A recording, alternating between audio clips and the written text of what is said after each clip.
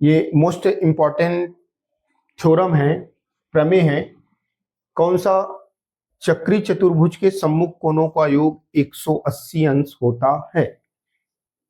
इससे पहले कभी कभार क्या होता था, यहाँ पे 180 के बजाय दे देता था समपूरक कोण होता है, या बोल देता था दो समकोण होता है। दो समकोण यानी 90 90 180 हो गया। वैसे ही संपूरक कोण में दो कोण होते हैं और दोनों कोणों का योग 180 अंश होता है।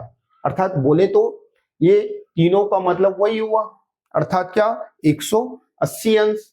ये 22 का ए बी सी तीनों सेट में आ चुका है, 23 और 24 में नहीं आया है, यानी मान के चलिए कि 25 में मोस्ट इंपॉर्टेंट है।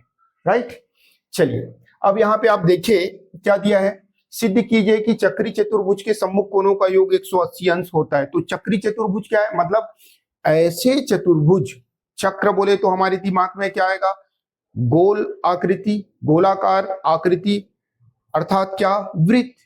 तो ऐसे चतुर्भुज जिसकी चारों शीर्ष जो है वृत्त के परिधि पर स्थित हो तो उसे बोला जाता है क्या, चक्रीय चतुर्भुज। जैसे यहाँ पे अपन बना के देखते हैं, मान लीजिए हमारे पास ये एक वृत्त है,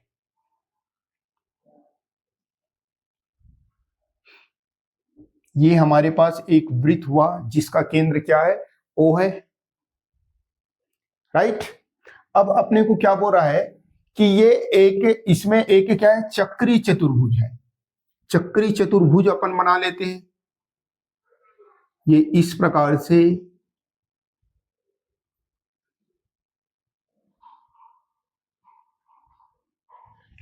से एक चक्री चतुर्भुज बनाया।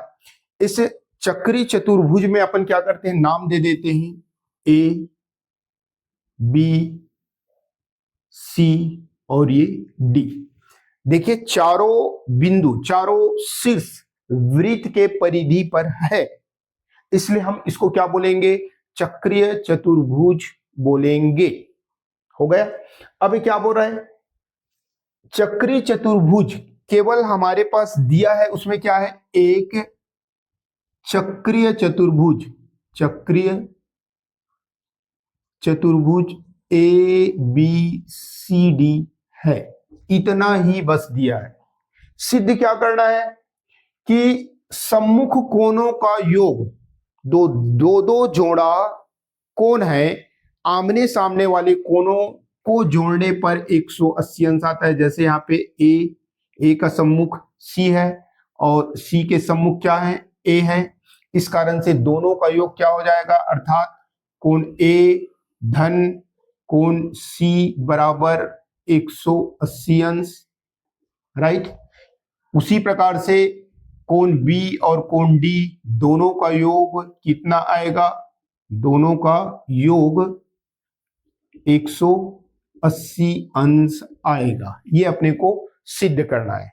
राइट, अब क्या करना है, इनको सिद्ध करने के लिए हम रचना करेंगे। जैसे इससे पहले जो प्रमेय आपको समझाया, उस प्रमेय में क्या देखे थे हम कि किसी चाप द्वारा वृत्त के केंद्र पर बना कोण शेष परिधि के किसी बिंदु पर बने कोण का 2 गुना होता है, 2 गुना होता है।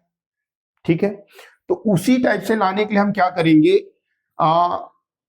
ओ से यानी केंद्र से ओ से लेकर बी और ओ से लेकर डी को मिलाया, यानी यहां पे लिख सकते हैं ओ बी और ओ डी को मिलाया। ओ बी और ओ डी को हम क्या करेंगे, यहां पे मिलाएंगे। चलिए मिलाते हैं, ओ से लेकर बी को और ओ से लेकर डी को डैश डैश करके मिलाया। अब मिलाने के बाद देखिए, जैसे हम इसको मिलाते हैं हमारे पास 2 कोण बन जाता है। ये कोण नंबर 1 नाम दे दो और इधर जो कोण बनेगा उसको कोण नंबर 2 दे दो। अब आप देखो, दोनों कोण को यदि यहां से यहां तक ऐसे 1 और 2 को मिलाते हैं तो एक वृत्त बनता है, और वृत्त का अंश माप कितना होता है, 360 अंश। ये भी काम आएगा, आप याद रखेंगे। अब हम क्या करते हैं, जो इससे पहले जो प्रमेय था उस प्रमेय को आप लोगों को बताया था, प्रमेय नंबर 7, और ये हमारा है प्रमेय नंबर कौन सा, 10। प्रमेय नंबर क्या है, 10। ठीक है, अब अपने को क्या करना है, 7 के आधार पे जो कथन था उसी कथन को लिखना है। क्या था हमारे पास, किसी वृत्त के चाप द्वारा केंद्र पर अंतरित कोण, ठीक है, किसी वृत्त के चाप द्वारा केंद्र पर अंतरित कोण शेष, जैसे हम ले लेते हैं बीडी द्वारा केंद्र पर अंतरित कोण का नाम क्या है, बीओडी, जिसे हम 100 किए हैं, यानी कोण 1। शेष परिधि में एक बिंदु क्या ले लेते हैं, ए, तो शेष परिधि के किसी बिंदु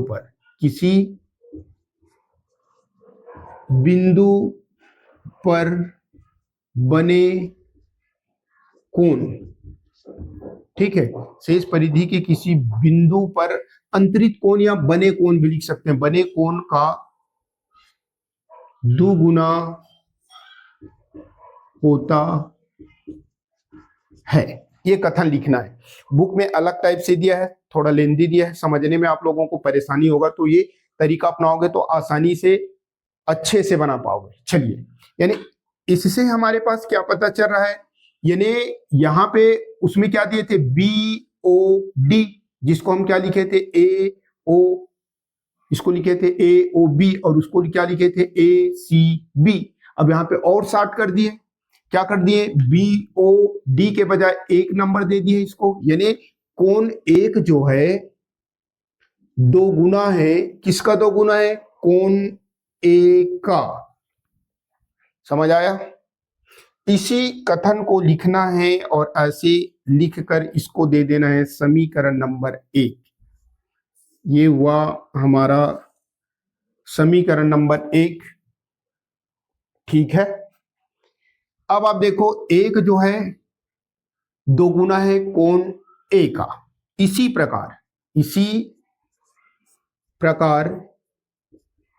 प्रकार अपने को क्या करना है, उल्टा सोचो। मान लीजिए हम 2 को लेते हैं, ये 2 वाले कोण, ये आपका बना हुआ है, और इसके जस्ट शेष परिधि यानी इस एंगल से बना हुआ कोण में ये इस प्रकार से, तो ये 2 के इधर फ्रंट में क्या है, इधर अगर ले तो C, यानी 2 जो है 2 गुना होगा कोण C का। इसी प्रकार लिखें तो हमारे पास क्या हो जाएगा, कोण 2 बराबर 2 गुना है कोण C का। ये हो जाएगा समीकरण नंबर 2। इसी कथन से डायरेक्ट इसको समझते हुए आपको लिखना है। अब क्या करना है, इन दोनों को जोड़ेंगे, क्योंकि हमारा टारगेट है कोण A प्लस कोण C is equal to 180 degree लाना, 180 अंश लाना। ये कब आएगा, जब ये दोनों क्या होंगे, जुड़ेंगे। तो इसी को लिखना है समीकरण 1 धन 2 से, समीकरण 1 और 2 को जोड़ देते हैं, लेफ्ट से जुड़ेगा और राइट से जुड़ेगा। तो क्या हो जाएगा, यहां पे होगा कोण 1 धन कोण 2, यानी 1 और 2 को जोड़ दिए। उसी प्रकार से 2 कोण A धन 2 कोण C, ये दोनों को हम क्या करेंगे, जोड़ेंगे। इसमें देखिए कॉमन क्या नहीं कर रहा है, 2 बचेगा क्या, कोण A धन कोण C, राइट। और इधर आप देखिए आपके पास क्या है, चलो एक बार इनको पुनः लिख देता हूं।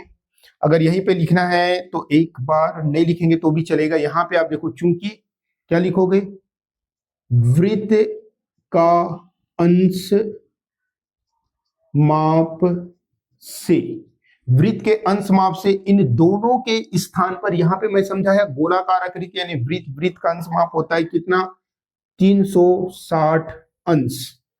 अब आप देखो, ये वाले पोर्शन को मैं पहले लिख रहा हूं, उसके बाद इनको बाद में लिखूंगा। मैं इधर ले रहा हूं ताकि आप लोगों को आसानी से दिखे। तो 2 कोण A धन कोण C बराबर 360 अंश, पक्षांतर करके लिख दिया ताकि कैलकुलेशन में आपको सहूलियत हो। अब ये 2 गुना है तो उधर जाके क्या हो जाएगा, भाग, अर्थात इधर केवल और केवल कोण A और कोण C बचा। इधर क्या है 360, ये आकर इनको डिवाइड करेगा तो आपके पास आएगा 2 एक कम 2 बचा 1 हो गया 16, 2 अट्ठे 16 और ये हमारे पास आया 0।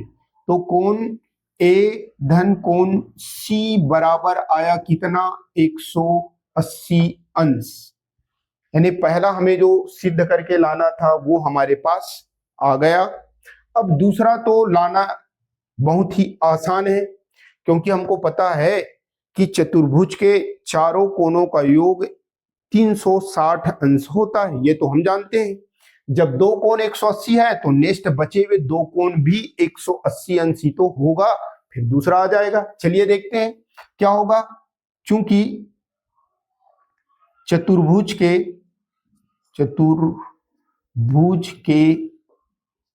चारों कोणों का योगफल बराबर 360 अंश होता है, ये हमको पता है। अब चतुर्भुज के चारों कोण ए बी सी डी चारों को जोड़ देते हैं, यानी कोण ए प्लस कोण बी प्लस कोण सी प्लस कोण डी इज इक्वल टू 360 अंश। अब आप देखिए ये दोनों को अलग से जोड़ा बनाएंगे, यानी कह सकते हैं कि कोण ए धन कोण सी अलग से लिख देते हैं, प्लस कोण बी धन कोण डी अलग से लिख देते हैं, बराबर 360 अंश। अब आप देखिए इसका इनके बराबर अगर हम दे देते तो समीकरण नंबर 3, तो यहां पे लिख दो समीकरण 3 से मान रखने पर,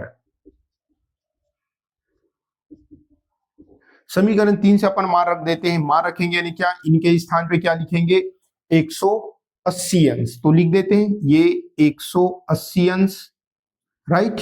अब ये हमारे पास क्या है बचा हुआ है, कौन सा, इनका मान तो लिखे, ये बचा हुआ है कोण बी धन कोण डी बराबर 360 अंश।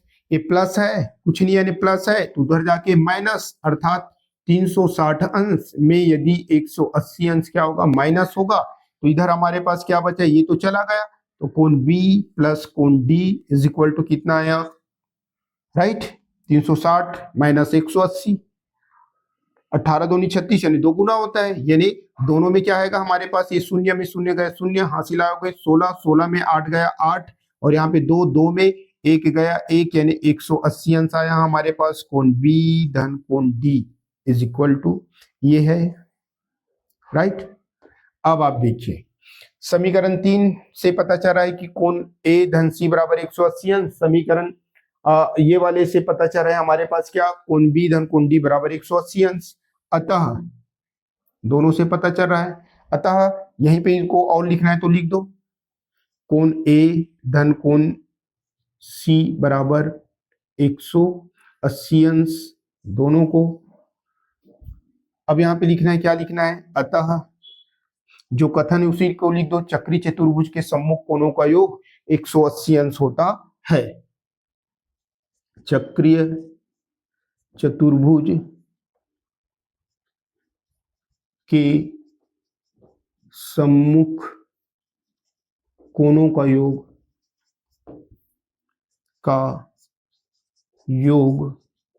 180 अंश होता है, इति सिद्धम। इस प्रकार से क्या हुआ, सिद्ध हुआ। विश्वास करता हूं आप लोगों को समझ में आया होगा।